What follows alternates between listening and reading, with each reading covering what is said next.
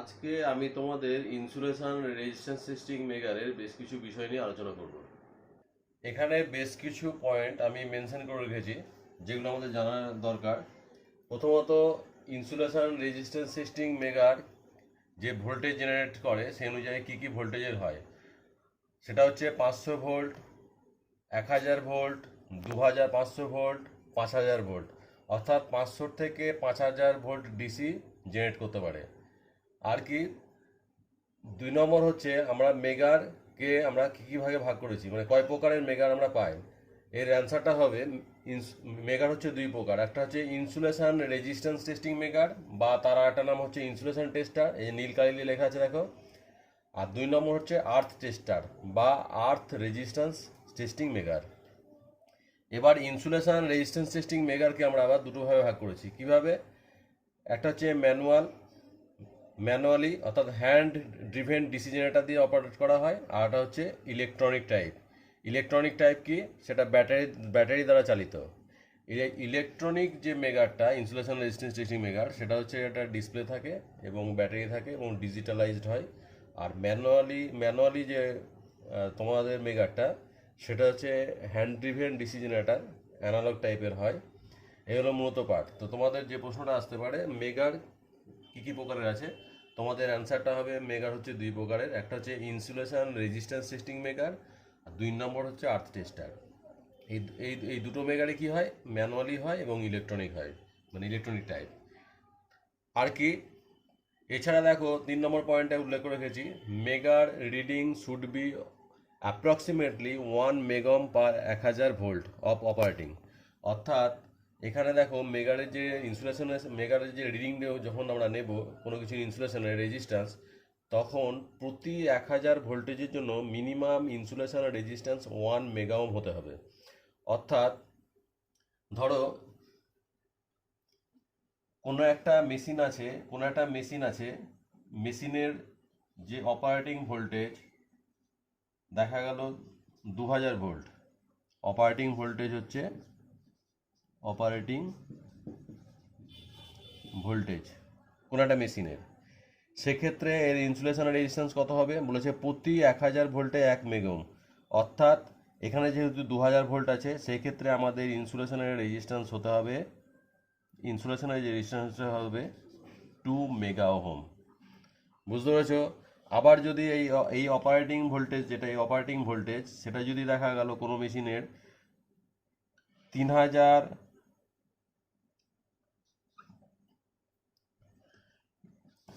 ভোল্টেজে চলছে, 3000 ভোল্টেজে, সেক্ষেত্রে তার ইনসুলেশন রেজিস্ট্যান্স কত হতে হবে? সেক্ষেত্রে ইনসুলেশন রেজিস্ট্যান্স হতে হবে 3 মেগা ওহম। বুঝে গেছো? এর পরের পয়েন্টে দেখো, DC voltage is applied to IR test. IR test মানে insulation test instead of AC. আমরা যখন ইনসুলেশনের রেজিস্ট্যান্স মাপি অর্থাৎ আয়ার টেস্ট করি, তখন ডিসি ভোল্টেজ প্রয়োগ করি, এসি ভোল্টেজ প্রয়োগ করি না। কেন? আমরা জানি এসিতে ফ্রিকোয়েন্সি থাকার জন্য তড়িৎ প্রবাহের বিরুদ্ধে যে বাধা দেয়, শুধু রেজিস্ট্যান্স বাধা দেয় না, তার সঙ্গে কী বাধা দেয়? ইম্পিডেন্স। দেখো I is equal to V by Z আছে, এবং যেহেতু ইম্পিডেন্স বাধা দেয় বলে প্রকৃতপক্ষে রেজিস্ট্যান্সটা কত সেটা আমরা কিন্তু বুঝতে পারছি না। ডিসি কারেন্টে কী হয়? ফ্রিকোয়েন্সি না থাকার জন্য, পুরোপুরি ডিসিতে ফ্রিকোয়েন্সি না থাকার জন্য ওই সার্কিটে কী বাধা দেয়? রেজিস্ট্যান্স বাধা দেয়। অর্থাৎ রেজিস্ট্যান্স বাধা দেওয়ার জন্য ওই সার্কিটে ডিসি ভোল্টেজ প্রয়োগ করলে আমরা প্রকৃত ইনসুলেশনের রেজিস্ট্যান্সটা প্রপারলি মেজার করতে পারি। অর্থাৎ এর অ্যান্সারটা কী হবে? এসির ক্ষেত্রে ইম্পিডেন্স, অর্থাৎ ইম্পিডেন্স মানে কি? ইম্পিডেন্সের মধ্যে আমরা জানি ক্যাপাসিটিভ রিঅ্যাক্ট্যান্স, ইন্ডাকটিভ রিঅ্যাক্ট্যান্স প্রভৃতিজনিত বাধা থাকার জন্য প্রপারলি ইনসুলেশনের রেজিস্ট্যান্স মেজার করা সম্ভব হয় না। ডিসির ক্ষেত্রে এই সমস্ত না থাকার জন্য ডিসি ভোল্টেজ প্রয়োগ করে আমরা ইনসুলেশনের রেজিস্ট্যান্সটা প্রপারলি মেজার করতে পারি। এর পরের পয়েন্টটা দেখো, 5 নম্বরে লেখা আছে insulation resistance should not be less than 1 mega ohm. অর্থাৎ আমরা দেখলাম যে প্রতি 1000 ভোল্টেজের জন্য minimum insulation resistance 1 mega ohm হতে হবে।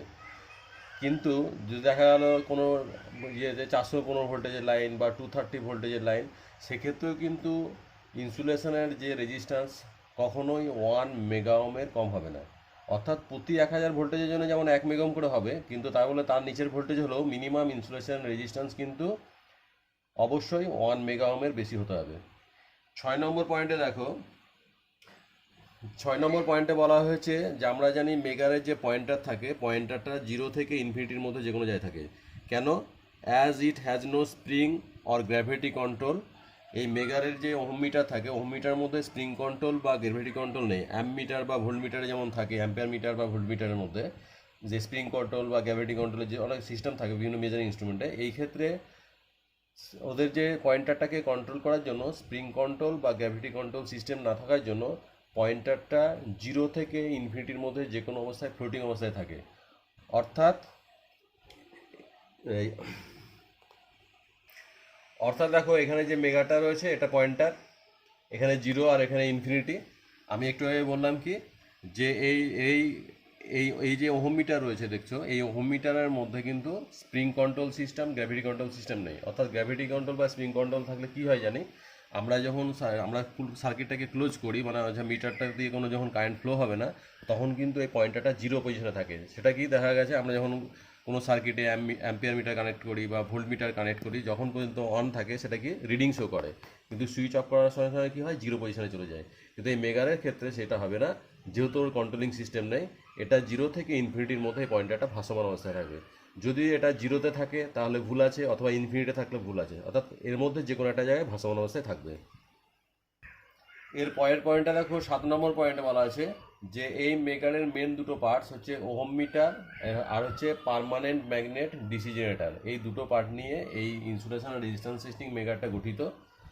আর 8 নম্বর পয়েন্টে দেখো, ম্যাক্সিমাম লিকেজ কারেন্ট হচ্ছে কোনো সার্কিটে 0.5 মিলি অ্যাম্পিয়ার। কোনো সার্কিটের মধ্যে যে ম্যাক্সিমাম লিকেজ কারেন্ট হয় সেটা হচ্ছে 0.5 মিলি অ্যাম্পিয়ার। এর থেকে বেশি লিকেজ কারেন্ট কিন্তু কখনোই গ্রাহ্য হবে না। এর থেকে যত লিকেজ কারেন্ট কম হবে সেটা গ্রহণযোগ্য, মানে অ্যাকসেপ্টেবল। 9 নম্বরে দেখো, cause of insulation resistance degradation. অর্থাৎ কোনো ইনসুলেশন রেজিস্ট্যান্সের যে ডিগ্রেডেশন মানে হচ্ছে অবনতি ঘটা, সে ওয়াইন্ডিংয়ের হতে পারে, কোনো কেবিলের হতে পারে, বা কোনো ইনসুলেটরের হতে পারে। কী কারণে হতে পারে সেটা হচ্ছে তার temperature, humidity, dust particle and aging. অর্থাৎ যে কেবলটা দীর্ঘদিন ধরে ব্যবহার হচ্ছে তার মধ্যে দিয়ে তড়িৎ হওয়ার জন্য টেম্পারেচার উৎপন্ন হয়, মানে হিট উৎপন্ন হয়। হিটের জন্য ইনসুলেশনের কোয়ালিটিটা নষ্ট হয়ে যায়। হিউমিডিটির জন্য হয়, দীর্ঘদিন ধরে ধুলোবালি জমা পড়লে তার মধ্যে কি হয়, তার ডাইলেকট্রিক স্ট্রেংথটা কিন্তু কমে যায়। এই সমস্ত কথাগুলো তোমাদের মনে রাখতে হবে। 10 নম্বর পয়েন্টে দেখো, 10 নম্বর পয়েন্টে দেখো, guard terminals is use to reduce errors in ohm meter reading. Ohm মিটারের রিডিংটাকে নির্ভুল করার জন্য গার্ড টার্মিনালস ব্যবহার করা হয়। কী করতে? রিডিউস, অর্থাৎ avoiding the surface leakage current of testing objects. অর্থাৎ যে অবজেক্টটা আমরা টেস্ট করব তার উপর দিয়ে টেস্টিংয়ের সময় যে সারফেস লিকেজ কারেন্টটা প্রবাহিত হয়, সেই সারফেস লিকেজ কারেন্টটা যাতে ওহম মিটারে না গিয়ে সরাসরি যে এই ডিসি জেনারেটরের নেগেটিভ পয়েন্টে যায়, সেই জন্য গার্ড টার্মিনালটা আমরা ব্যবহার করি।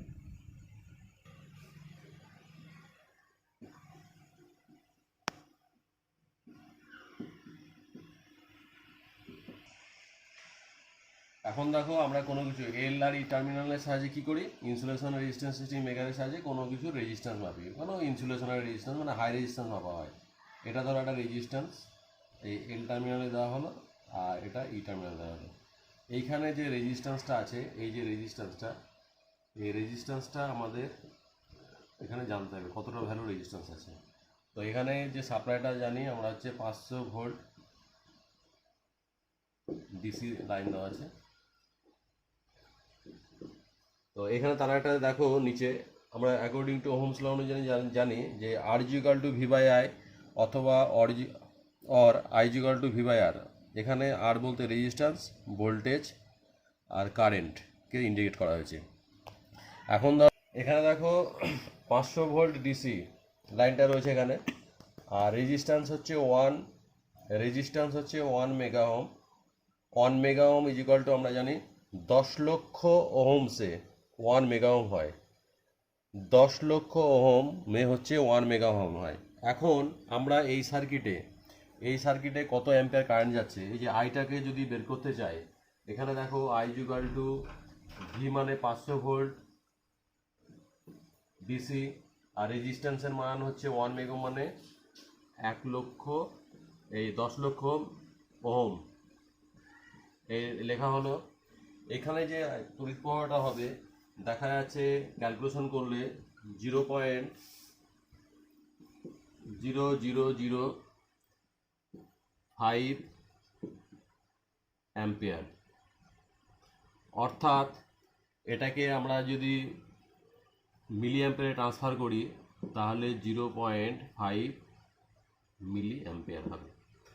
অর্থাৎ এখান থেকে বোঝা যাচ্ছে কি 500 ভোল্ট ডিসি মেগার দিয়ে 1 মেগা ওহম রেজিস্ট্যান্স যদি আমাকে মেনটেন করতে হয় সার্কিটে, তাহলে সার্কিট দিয়ে যে তড়িৎ প্রবাহিত হবে সেটা লিকেজ কারেন্টও হতে পারে, সেটা হচ্ছে 0.5 মিলি অ্যাম্পিয়ার। আমি একটু আগে তোমাদের 10টা প্রশ্ন বোঝাতে গিয়ে বলেছিলাম যে maximum leakage current 0.5 milliampere হবে, তার থেকে বেশি লিকেজ কারেন্ট বহিত হবে না।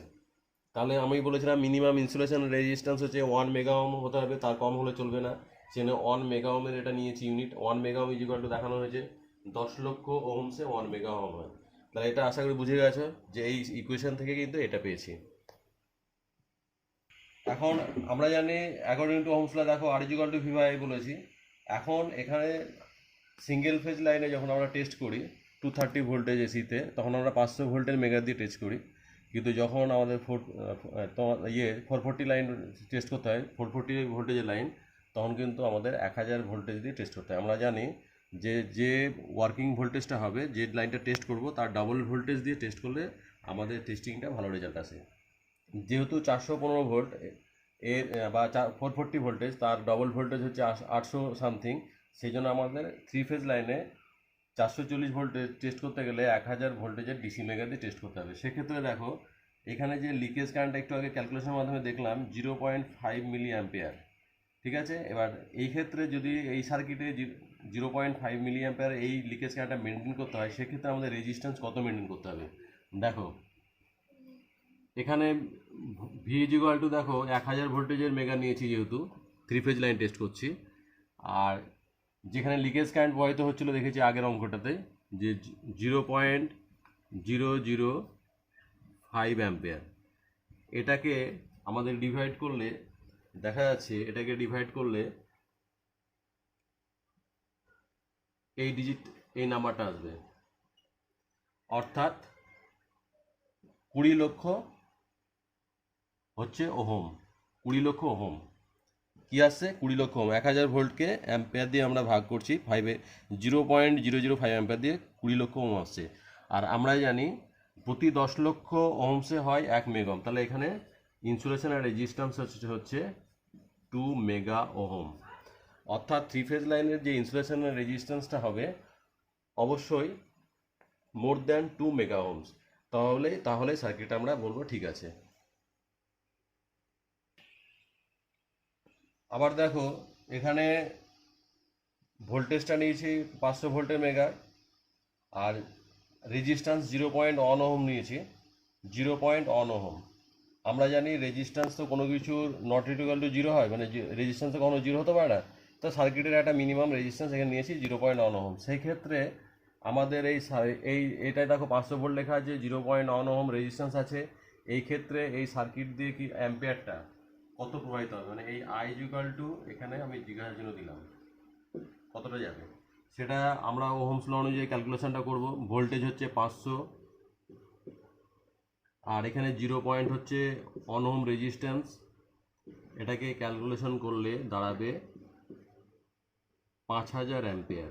কত অ্যাম্পিয়ার? 5000। অর্থাৎ আমরা কোনো সার্কিটে যখন সার্কিট দিয়ে তড়িৎ প্রবাহিত হয়, আমরা জানি কি এটা যখন কোনো তারের মধ্যে দিয়ে বা ওয়াইন্ডিংয়ের মধ্যে দিয়ে যে অ্যাম্পিয়ারটা প্রবাহিত হয় তার একটা নির্দিষ্ট রেটেড ক্যাপাসিটি থাকে, যে ওই ইনসুলেশন ওই তারটার মধ্যে দিয়ে 20 অ্যাম্পিয়ার তড়িৎ প্রবাহিত হবে না 30 অ্যাম্পিয়ার। তো সেই ক্ষেত্রে ওইখানে যে তারগুলো ব্যবহার হচ্ছে তাদের মধ্যে যদি বিটুইন দ্য ওয়্যার্স ইনসুলেশনের রেজিস্ট্যান্স 0.1 ওহমে গিয়ে দাঁড়ায়, সেক্ষেত্রে দেখা যাচ্ছে 5000 অ্যাম্পিয়ার প্রবাহিত হবে। অর্থাৎ সেক্ষেত্রে কী হবে, সার্কিটে কিন্তু শর্ট সার্কিট হবে, এবং শর্ট সার্কিট হলে অতিরিক্ত অ্যাম্পিয়ার প্রবাহিত হওয়ার জন্য ওখানে ওই সার্কিটে কেবল বা অন্যান্য কিছু ড্যামেজ হয়ে যাবে। তাহলে আমরা বুঝতে পারছো যে আজকের এই অঙ্কগুলোর মাধ্যমে আমরা ইনসুলেশন আর রেজিস্ট্যান্স টেস্টিং মেকারের মাধ্যমে কী কী টেস্ট করে ক্যালকুলেশনের সাথে বুঝতে পারলাম।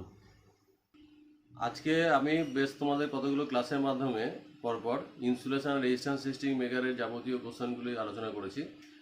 তবে এরপরে নেক্সট টপিক জানার জন্য আমার